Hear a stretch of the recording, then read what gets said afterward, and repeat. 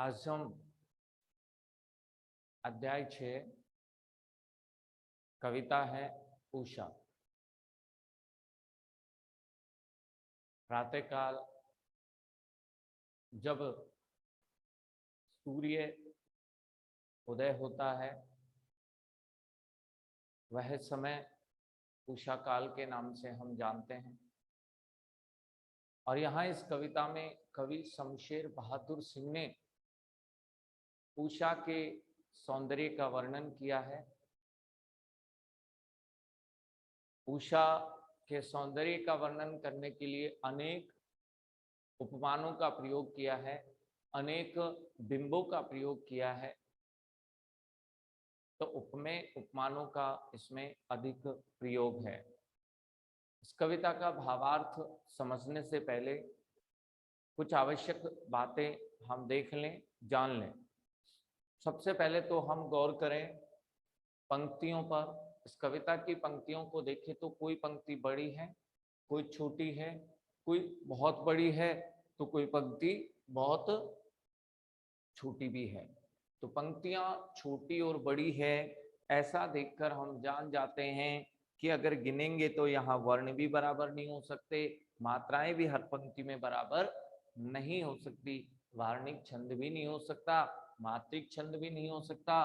तो सबसे महत्वपूर्ण बात हो गई यहाँ कि ये छंद मुक्त कविता है।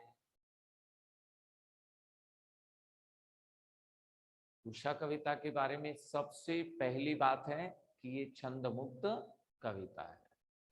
और हम जानते हैं कि जो कविता छंद मुक्त होती है उसकी शैली अगेय होती है। अगेय शैली है। और उपमेय उपमानों का, बिंबों का बहुत ज्यादा प्रयोग हुआ है, इसलिए हम कह सकते हैं ये प्रयोगवाद से संबंधित कविता है। ये कविता प्रयोगवाद से संबंधित है क्योंकि अनेक उपमानों का प्रयोग हुआ है और बिंबों का प्रयोग हुआ है, प्रतीकों का बहुत ज्यादा प्रयोग हुआ है, इसलिए यह प्रयोगवाद पर आधारित कविता है। तो तीनों बातें आप नोट कर लें, लिख लें अपनी बुक में। इस कविता से संबंधित ये तीन बातें एक बार हम वाचन कर लेते हैं। प्रात नभ था बहुत नीला शंख जैसे, भोर का नभ राख से लीपा हुआ चौका अभी गीला पड़ा।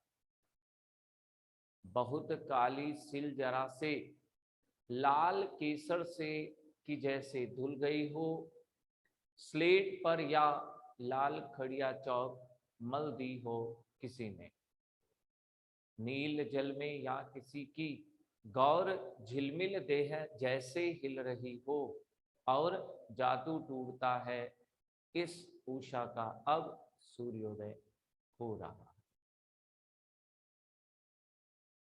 प्रात यानी प्रातः काल, नभ यानी आकाश,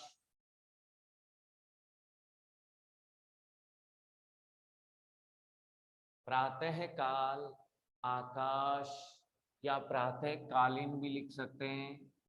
प्रातः कालीन आकाश बहुत नीले शंख जैसा था। ऐसा क्यों कहा गया कि हम जब भी सुबह जल्दी उठकर आकाश की ओर देखते हैं तो आकाश बिल्कुल स्वच्छ दिखाई देता है, बिल्कुल नीला और स्वच्छ दिखाई देता है।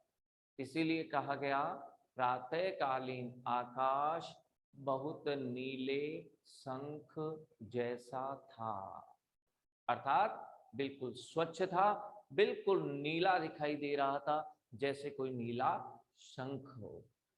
तो यहाँ प्रातःकालीन आकाश की तुलना एक शंख से की गई है।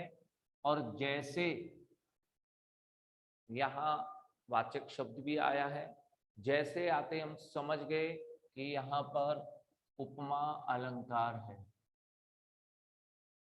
आप नोट कर लें, पहली पंक्ति में उपमा अलंकार है, क्योंकि प्रातःकालीन की आकाश की तुलना नीले शंख से की जा रही है, और जैसा लिखा हुआ आ गया तो हम जान गए, हमें याद भी है कि सा, सी, सो, सम, समा, सरी, सदृश, जैसा, जैसी, जैसे, ज्यों, जिमी, तरह, अगर इन वाचक शब्दों का प्रयोग होता है तो उपमा अलंकार होता है। यहाँ जैसे लिखा हुआ है, हम पहचान गए उपमा अलंकार।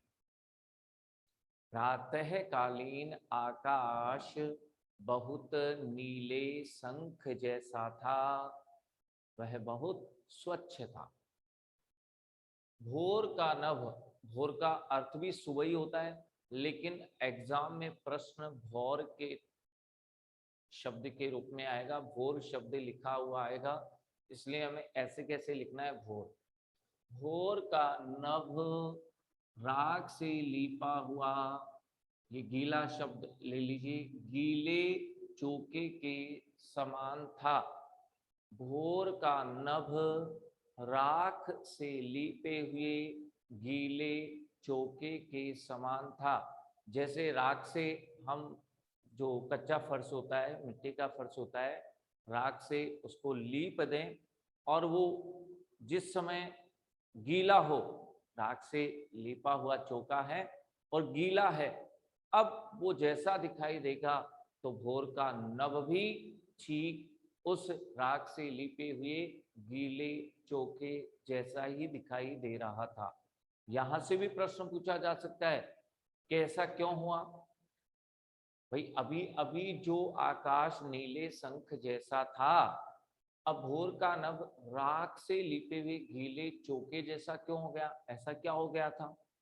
तो आप बताएंगे कि अब आकाश में काले काले बादल छा गए थे, और काले बादलों के कारण आकाश राख से लिपे हुए गीले चौके जैसा दिखाई दे रहा था।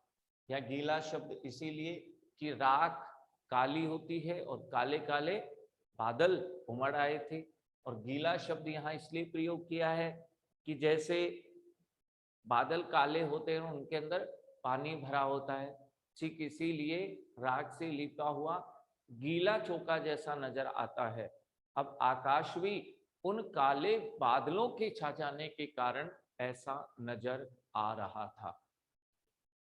इसमें लिखा कहीं भी नहीं है ऐसा कि काले बादल छा गए इसलिए ऐसा हुआ, लेकिन यहाँ से प्रश्न जरूर पूछा जा सकता है और उत्तर हमें देना होगा।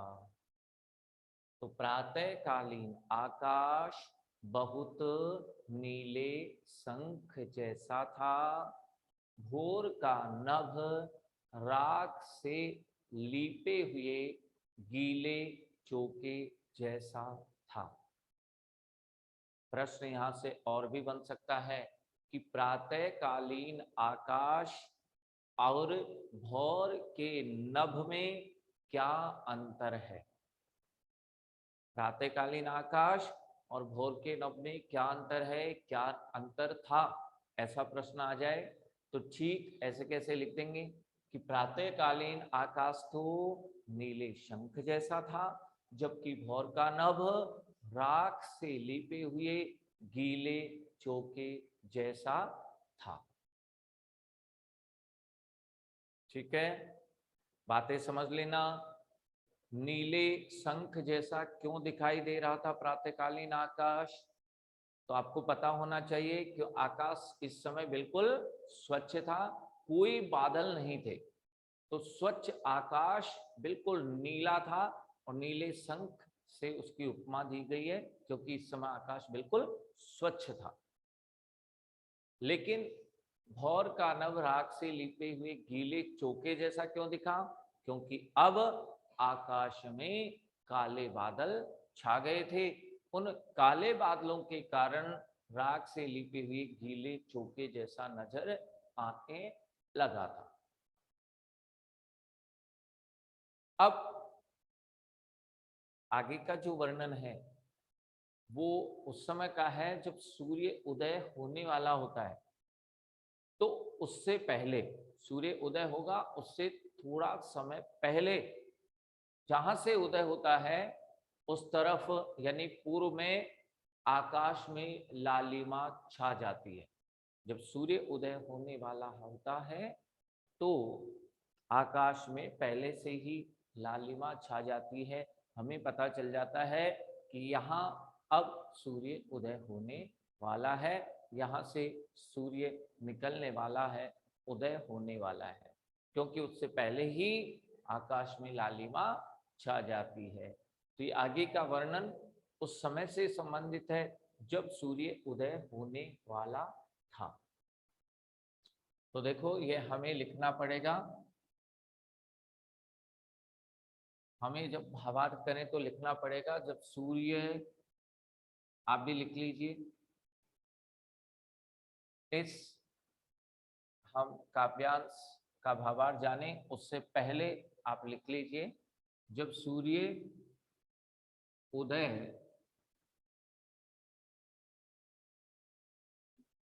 होने वाला था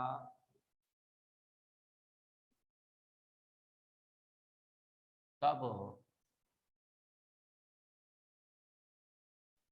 आकाश ऐसा दिखाई दे रहा था जैसे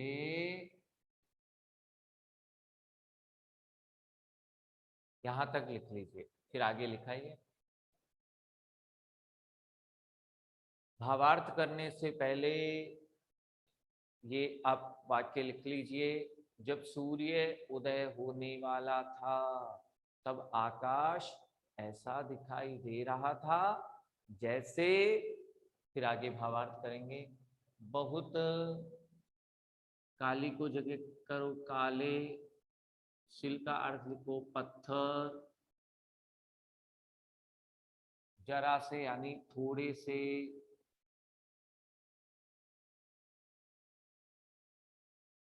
जैसे बहुत काले पत्थर को थोड़े से लाल केसर से धुल गई हो यानी धो दिया हो।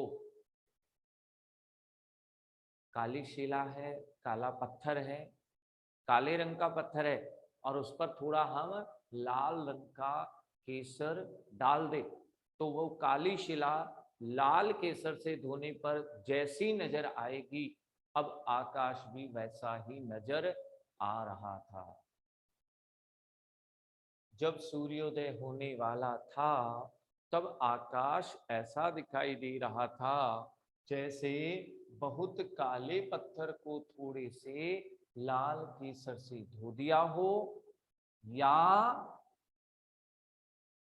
स्लेट कैसी होती है हम जानते हैं, काली। स्लेट से पहले लिख दीजिए काली, क्योंकि स्लेट काली होती है।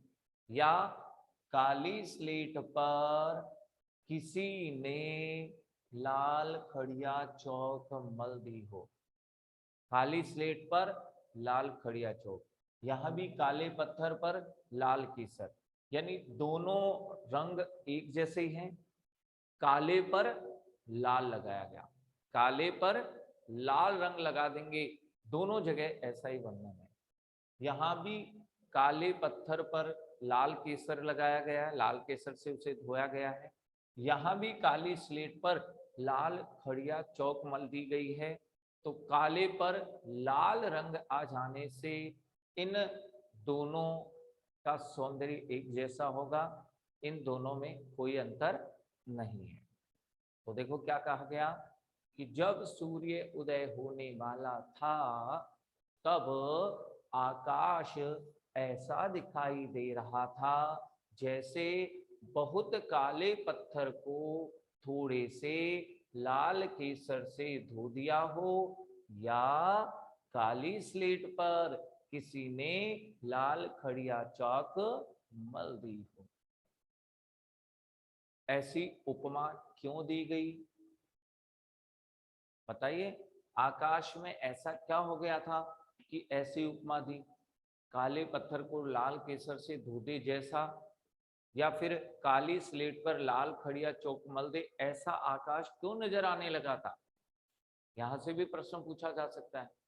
तो आप बता सकते हैं कि आकाश में काले काले बादल छाए हुए थे। तो काला पत्थर और काली स्लेट की बात तो हो गई, क्योंकि आकाश में काले बादल थे। और ये लाल रंग कहां से आया? तो हमने लिखा है कि जब सूर्य उदय होने वाला था तो काले काले बादलों पर सूर्य की लालिमा युक्त किरणें पड़ रही थी, गिर रही थी। आकाश में इस समय काले काले बादल थे और उन काले बादलों पर सूर्य की लालिमा युक्त किरणें गिर रही थी, इसलिए वह आकाश अब ऐसा दिखाई दे रहा था जैसे काले पत्थर को थोड़े से लाल केसर से धो दे या काली स्लेट पर लाल खड़िया चौक मल दे। ऐसी उपमा क्यों दी गई? क्योंकि काले बादल है और सूर्य की लालिमा युक्त किरणें उन काले बादलों पर गिर रही है। तो आकाश इतना सुंदर दिखाई दे रहा है उसे काले बादलों पर लालिमा युक्त किरणें गिरने पर या पड़ने पर। अब आकाश ऐसा दिखाई दे रहा है जैसे काली शिला काले पत्थर को कोई लाल केसर से धो दे तो काले पर लाल रंग जैसा नजर आएगा वो शिला, काली स्लेट पर लाल खड़िया चौक मल दे तो अब वो स्लेट जैसी नजर आएगी काले पर लाल चौक लगाने से। ठीक आकाश भी अब उनकी तरह सुंदर दिखाई दे रहा था, उनकी तरह ही लग रहा था, क्योंकि काले बादलों पर सूर्य की लालिमा युक्त किरणें गिर रही थी, पड़ रही थी। अब देखिए क्या हुआ। नील जल में ये जो आगे का वर्णन है वो तब का है जब सूर्य उदय हो गया। तो हम लिख लेंगे इससे पहले, जब, सभी लिखिए, जब सूर्य उदय हुआ तो ऐसा लगा जैसे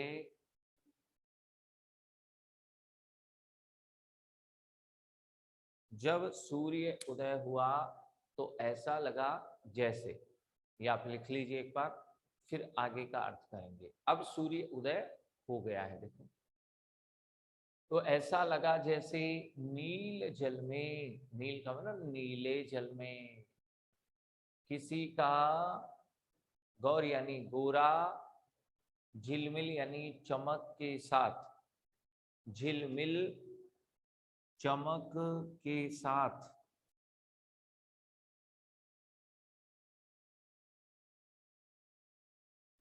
देह यानी शरीर, जैसे नीले जल में किसी का गौरा शरीर चमक के साथ हिल रहा हो। नीले जल में किसी का गोरा शरीर चमक के साथ हिल रहा हो। यहाँ मानवीकरण अलंकार हुआ।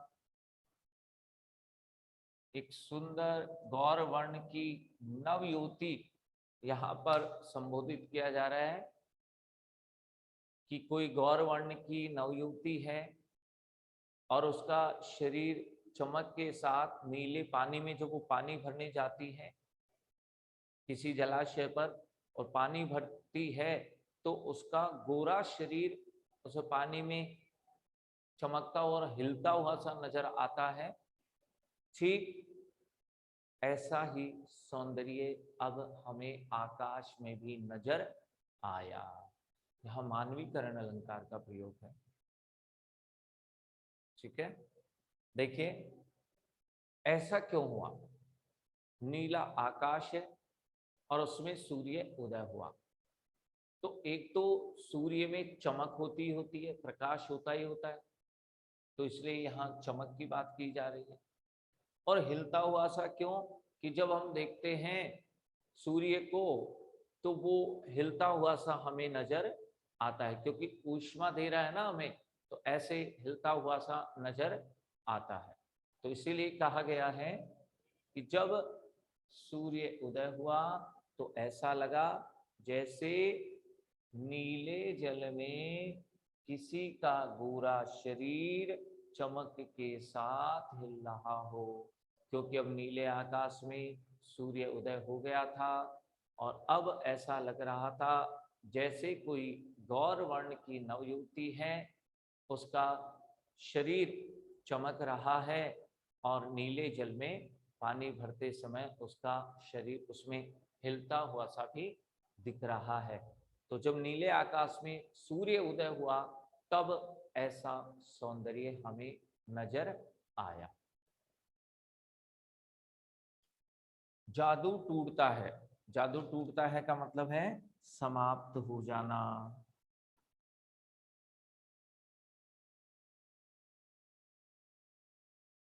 टूटने का अर्थ है समाप्त होना। उषा का अब जादू टूट जाता है, समाप्त हो जाता है। कब? सूर्योदय हो रहा, जब सूर्योदय हो जाता है, आकाश में सूर्य हमें दिखाई देने लगता है। तो सूर्य जब उदय हो जाता है तब उषा का जादू भी टूट जाता है, समाप्त हो जाता है। उषा का जादू भी समाप्त हो जाता है। जब सूर्य उदय होता है तब उषा का जादू भी समाप्त हो जाता है। अब यहां से भी प्रश्न पूछा जा सकता है। एक तो ये कि उषा का जादू कब समाप्त होता है, तो हम बता सकते हैं जब सूर्य उदय हो जाता है। ये भी पूछा जा सकता है कि उषा का जादू क्या है और वह सूर्योदय होने पर क्यों समाप्त हो जाता है। तो हम बता सकते हैं कि उषा काल के समय थोड़े थोड़े समय अंतराल में आकाश में बहुत सारे परिवर्तन देखने को मिलते हैं। उषा काल के समय आकाश में थोड़े थोड़े समय अंतराल पर बहुत सारे परिवर्तन नजर आते हैं, दिखाई देते हैं। कभी आकाश नीले शंख जैसा, तो कभी राख से लिपे हुए गीले चौके जैसा नजर आता है। कभी काली शिल को, काले पत्थर को लाल केसर से धो दे या काली स्लेट पर लाल खड़िया चौक मल दे, ऐसा दिखाई देता है। तो कभी किसी का गोरा शरीर चमक के साथ हिलता हुआ सा दिखाई देता है। ये थोड़े थोड़े समय अंतराल में जो आकाश में परिवर्तन देखे जाते हैं, यही उषा का जादू है, यही उषा का जादू। और गद्यांश बदलकर दूसरी बात का, दूसरे प्रश्न का उत्तर देंगे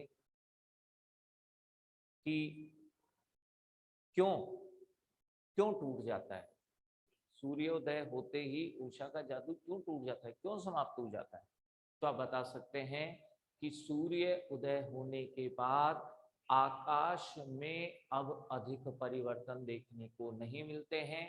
आकाश में थोड़े थोड़े समय अंतराल में जो परिवर्तन हो रहे थे, वो परिवर्तन अब नहीं हो पाते हैं, वो परिवर्तन अब दिखाई नहीं देते हैं। इसीलिए कहा गया है कि सूर्य उदय होने के बाद उषा का जादू भी समाप्त हो जाता है। आपसे ऐसा प्रश्न पूछा जा सकता है कि उषा कविता में कवि शमशेर बहादुर सिंह ने गांव की गतिशील सुबह का वर्णन किया है। गांव की गतिशील सुबह का वर्णन किया है, कैसे? तो आप बताएंगे। उषा कविता में कवि शमशेर बहादुर सिंह ने उषा के सौंदर्य को बताने के लिए बहुत सारे उपमेय उपमानों का प्रयोग किया है, बहुत सारे बिंबों का प्रयोग किया है, बहुत सारे प्रतीकों का प्रयोग किया है। और वो उपमान और प्रतीक ऐसे हैं जो हमें सुबह के समय अक्सर गांवों में ही नजर आते हैं, जैसे नीला शंख, राख से लिपा हुआ चौका, काला पत्थर, लाल केसर, काली स्लेट, लाल खड़िया चौक और किसी जलाशय पर पानी भरती हुई गौर वर्ण की नवयुवती। ये सारे उपमान हमें गांवों में अक्सर सुबह के समय देखने को मिलते हैं, नजर आते हैं। इसलिए हम कह सकते हैं कि वास्तव में ये उषा काल का जो वर्णन कवि ने किया है, गांव की गतिशील सुबह का ही वर्णन है, क्योंकि ये सारे प्रतीक जो इन्होंने काम में लिए इस कविता में, ये सब हमें गांव में नजर आते हैं। अब देखिए, गांव में आपको कच्चा फर्श मिलेगा जहां पर चौका लगाया जाता है, लेपन लगाया जाता है। आपको चटनी इत्यादि पीसने के लिए काला पत्थर, काली शिला गांव में नजर आएगी। शहरों में तो मिक्सी का प्रयोग होता है। इसके अलावा स्लेट लेकर के और बच्चे स्कूल जाते हुए गांव में नजर आ जाएंगे। शहर में कभी स्लेट के साथ बच्चा स्कूल जाता हुआ आपको नजर नहीं आएगा। गौर वर्ण की नवयुवती किसी जलाशय पर पानी भरने के लिए जाती है, ये दृश्य भी हमें गांव में ही मिल सकता है, शहर में नहीं मिल सकता है। इसलिए हम कह सकते हैं वास्तव में ये जो उपमान कवि ने काम में लिए हैं, प्रयोग किए हैं, ये गांव में ही अक्सर सुबह के समय, उषा काल के समय हमें नजर आते हैं। ठीक है। इसके अलावा इससे संबंधित प्रश्न और भी आ सकता है कि जिन उपमानों का प्रयोग किया है उन्हें समझाइए, जिन प्रतीकों का प्रयोग किया है उन्हें समझाइए। तो फिर आप यहाँ पर नीला शंख लिखेंगे और इसका प्रयोग उन्होंने क्यों किया है, क्योंकि आकाश बिल्कुल स्वच्छ था, नीला था, इसलिए उसका सौंदर्य नीले शंख जैसा था। राख से लिपा हुआ गीला चौका, ये सौंदर्य का वर्णन क्यों किया है वो आप लिख देंगे। ठीक है। काली सिल, काला पत्थर और लाल केसर का प्रयोग किया क्यों किया है, काली स्लेट और लाल खड़िया चौक का प्रयोग कैसे किया, और घोर झिलमिल देह का प्रयोग किसके लिए और क्यों किया गया है, ये सारी बातें फिर आपको अलग अलग इसमें लिखकर स्पष्ट करनी पड़ेगी। ठीक है। इसी के साथ हमारी ये कविता कंप्लीट होती है।